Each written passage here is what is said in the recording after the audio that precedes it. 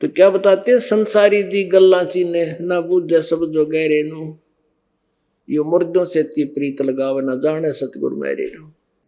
এতিয়া কি বুজে? কোনোবাই কোনো সমাধিক বুজে যিজনৰ মৃত্যু হৈ গৈছে, শৰীৰ সমাধিস্থ হোৱা বাবাজীৰ, তেওঁক পুজিবলৈ যাব।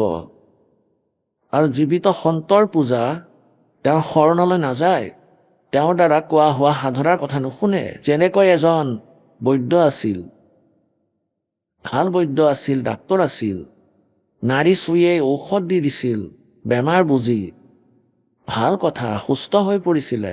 এতিয়া এওঁৰ মৃত্যু হৈ গ'ল, তেওঁৰ ফটো বনাই দিলে আৰু তলত তেওঁৰ শৰীৰ সমাধিস্থ কৰিলে, তাৰ ওপৰত এখন মন্দিৰ সদৃশ স্মৃতি পথ নিৰ্মাণ কৰিলে।